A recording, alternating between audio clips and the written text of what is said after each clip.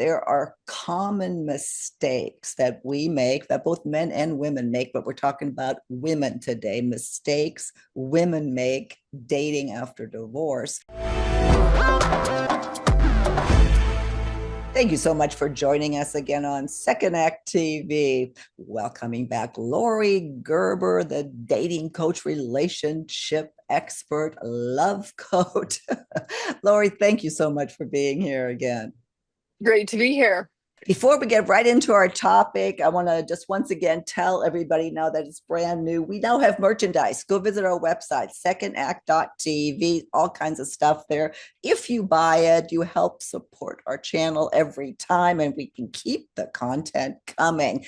And today, an important topic, a very important topic, the reason that this channel got started, dating after divorce. And what seems to be a trend is that there are common mistakes that we make, that both men and women make, but we're talking about women today, mistakes women make dating after divorce. So that's what I want to do today, Laurie, is I know that you're sometimes even known as the dating after divorce coach.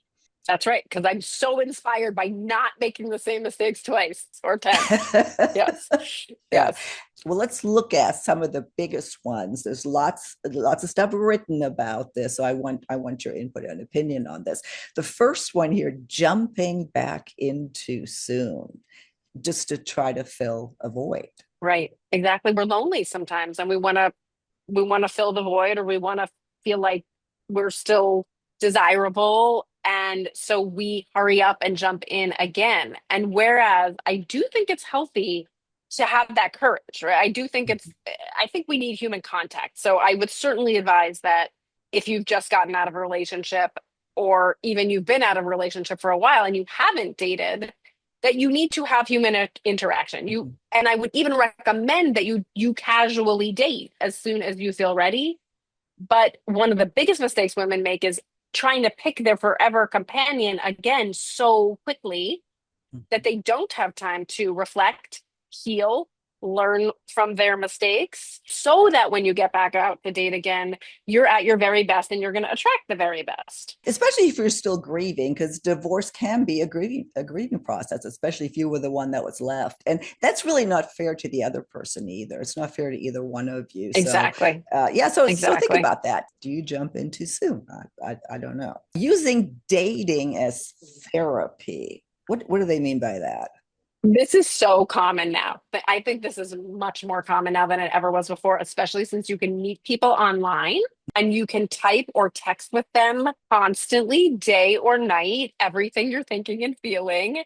And it feels like a real relationship. I believe now people are having whole relationships based on texting with people they don't know, haven't met, haven't been on a video chat with, haven't been on a real live date with, and it is providing therapeutic value. However, it is not therapy. So Yeah, I understand why people do it, and it's all genders, right? When they're right. lonely and they need someone to talk to. And sometimes you're on the receiving end of it, and you're kind of Mhm. like, is this serious? Is this real? Are we having a relationship, or am I being used for Mhm. my attention? And so you have to watch both ways. Are you using someone for their attention with no real intention of making it into a relationship? And are you being used for that purpose? Both of Mhm. those are big mistakes that we then mistake that for intimacy, or we mistake it for a relationship when it's not. Well, and a big red flag or a big sign would be if you're constantly talking about your divorce, if you're using that person as therapy versus as, your next, hopefully your next love. I tell my clients that a good litmus test of when you're ready to date for real, like not Mhm. just casual having fun, but ready to date for your person, is you can tell your divorce story in 3 to 5 minutes. It is not a drama. It is not angst filled. It does not make you cry or scream. In Mhm. it, you reveal what you have learned. So Mhm. it's a great opportunity for the other person to get to know you and your values and who you are. And nobody gets thrown under the bus. Here's another one that goes right along with that, is carrying divorce cynicism into a new Yes. relationship, or like comparing your ex to everything. Oh my goodness. Okay. So we all say misery loves company, and Mhm. we know the expression misery poker. So a lot of first dates can turn out to be complain sessions about your ex. And it really is unfortunate because one of you might actually be interested in the other, and that's not Mhm. what's really happening. And you're trauma bonding, as they say, right? You're Right. bonding over something negative Mhm. rather than over something positive. So I would not suggest that. And then just to back up to the other thing you said, nobody likes to be compared to your ex. Nobody likes to be compared to your bad ex or your good ex. Nobody wants to be compared to your ex, period. Well, and one of the dangers there, and I have to point at myself because I really kind of suffered from that, the cynicism of expecting betrayal or thinking Oh, that somebody is yeah, going to screw around on you again. I mean, I right. really had to work on that, and I think a lot of Yeah, people do that. They expect betrayal or disappointment when don't blame the other yeah. person for that. One of the biggest complaints men, in my experience, complain about is that women punish them for crimes of other men. And there really are two categories of men. There are men who want to get away with murder and Mhm. who really feel such a lack in what's possible for them that they will hurt other people to get what they want. And cheating and lying is okay, right? That is a category of man. You're probably not going to change him. And then there's a category of men who have been cheated on and lied to and Mhm. hurt, or who saw that happen to their mother. And they have decided they are not going to be that man. It is their value system to not be that man. These two men are not similar, they're totally different men. And we need to learn to tell the difference and find this one hot because we find this one hot because we think Mhm. if we can get him to pretend to pay attention to us or pay a certain amount of attention to us, then that means we're hot. But that's not a healthy relationship. A healthy relationship, if you like monogamy, is with somebody who believes in monogamy, wants to work on monogamy, wants to do the work to keep monogamy hot and fun, and whose value systems match that. And they're just two different sets of men. And men who are the good guys do not appreciate being lumped in with the men who are the bad guys. It really Mhm. makes them cynical, right? It makes Mhm. them think, well, I might as well be bad if I'm going to be lumped in with them anyway. I would never say it out loud or something, but I know how I carried it in emotionally. You know, that little things would trigger me. I made up stories of something that really wasn't happening. By the way, good men will tolerate that to a certain extent. But the whole reason, so I have a dating course that works on readiness, dating tactics, and then communication. And the reason I have the whole communication section is because when a woman starts to make up stuff in her head, which we do way more than men do, about what's happening on the court in the relationship, and she doesn't learn how to say it nicely, kindly, in a funny way, poking fun at herself so that he can correct her Mhm. misunderstandings, the relationship goes south very fast. It's called self sabotage, right? You just repeat your same patterns because even if that guy is different, you turn him into that guy again Mhm. and you drive him crazy. So, very important to learn what you're saying, which is first to hear your own crazy thoughts and then to be able to express them and get them corrected in a relationship. That's what healthy love is. But you just summed that up great. I can't say it that well. So hopefully that resonated with some because I think that's such an important point. Here's another one: avoiding vulnerability to protect yourself. That your walls are so high, you're really not going to let somebody in. Right. It's the opposite end of the spectrum. Some of us just go, whatever, Right. we'll take the risk and then we get hurt really quickly. Others of us are so scared and we have so many excuses, right? We blame our children, we Mm-hmm. blame society, we blame negative theories about men, we blame all these things because we are just scared to get out there again. Mm-hmm. Because for the first time in maybe 20, 30, 40 years, somebody's going to decide if they think we're pretty or not, or decide if they think we're young enough or not, or decide if they like how we text, right? Or they like how we smell. I mean, it's just one after another opportunities to be judged by a stranger. And I Mm-hmm. just want to say to you, if you are in early dating, that's what's going to happen. You're going to judge strangers, they're going to judge you. And so you need to develop a callus, a thick skin to know that it's not personal if somebody rejects you after the first, second, or third date. It's just not a match. Mm-hmm. And so and that the act of being vulnerable is the only way to find your match. God, what a great point. What a great point that really nobody thinks about unless like in a conversation like this or a blog or something that's pointed out. You don't think about that. You don't, that's a dynamic that can really derail you in dating and in relationships. Here's another one: settling out of loneliness. That Oh, accept, yeah, yeah. settling is a whole other topic too. But yeah, out of loneliness, just so you have someone.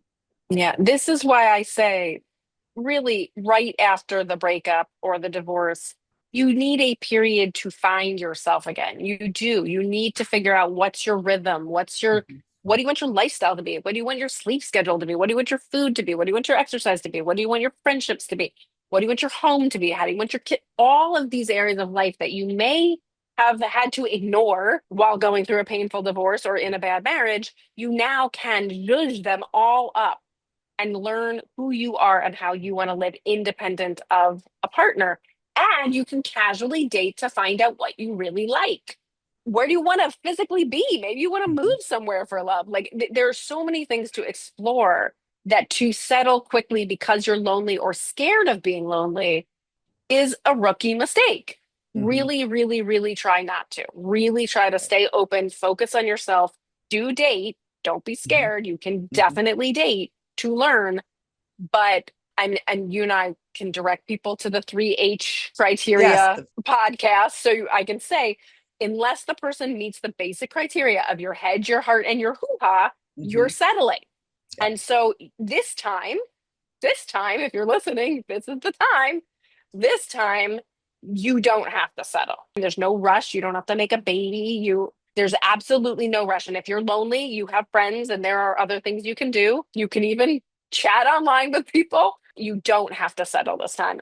And that's a very costly mistake because you know how long it took to get out of the last relationship. Well, and then the opposite of that is making everything about your checklist, like being too picky or looking for Mm. perfection.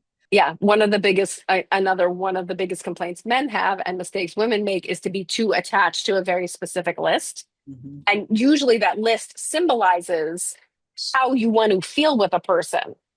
But then instead of saying how you want to feel as your checklist, I want to feel safe, I want to feel loved, I want to feel turned on, I want to feel met, I want to feel intellectually engaged, you say things like has to have X degree, has to make this much money, has to be this tall, has to have this body type. And that's just actually doesn't equal what Mhm. it is that you want to feel. So the big coaching I give to women when they're about to make that mistake is rethink your list and really ask yourself, how do I want to feel with this person? Mhm. What are the values this person needs to embody? Not what are those shallow criteria you think are going to get you to that experience. Right. And I think that's such an important point again, because I mean, we've done so many segments and, where we've mentioned checklists and don't do that and blah, blah, blah. But people tune in, new people are getting divorced every day tuning in. And that is something you absolutely need to be aware of is how you use that checklist, because lots of people will, they'll tell you, oh, think about what you want, know what you want. But there's a difference between, as Laurie said, the feeling and then the superficial and the checklist. So anyway, point done. Laurie, one more that I think is important, especially for new people back on the dating scene. Actually, both men and women, but again, we're talking to women today, and that's confusing attention with intention, mistaking flattery for genuine relationship interest. Oh yeah. I mean, this is again, you nailed these. This is a perfect list. I don't think I could do better. One of the things that happens, especially in online dating, is there is a category of people who are looking to either get you into bed or are looking to get into a relationship with you regardless of your actual compatibility and regardless of how your liabilities might intersect, Mm-hmm. namely his liabilities, right? Mm-hmm. He's got some issues, but he doesn't want you to know them. He just wants you to feel amazing. And therefore, you will then meet him for a date, possibly have sex with him, possibly start a relationship with him without looking further. This is I want to say it's not an on purpose tactic, that it's like subconscious on the part of the love Mm-hmm. bomber. You could ask your other experts if I'm right about that, but it is definitely a phenomena that women are complaining about and making mistakes about. Mm-hmm. And so, what you need to watch for is a good, healthy relationship with a new potential for long term commitment develops slowly over time. It does not go here to here, it goes here like this. Okay.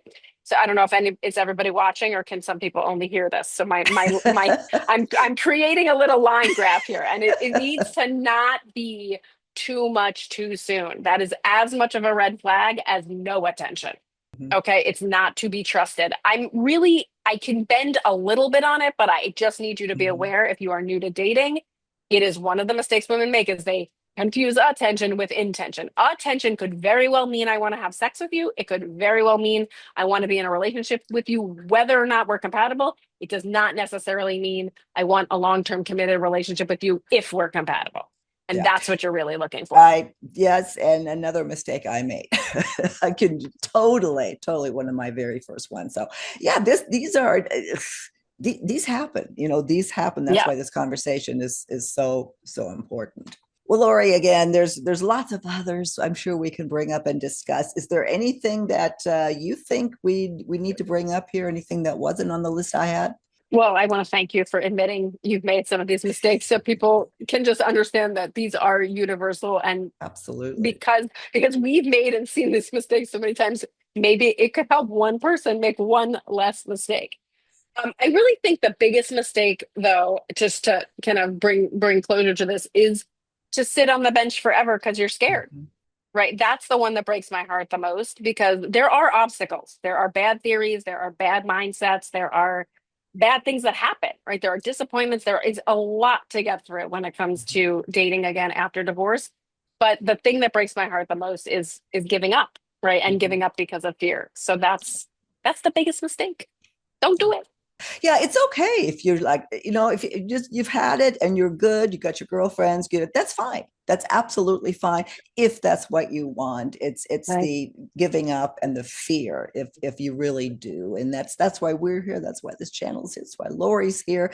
In fact, if you need some help with that mindset, do give Laurie a call. Visit her website. She's a wonderful coach. There's all kinds of information on this site that may help you instantly get some clarity on what you're dealing with.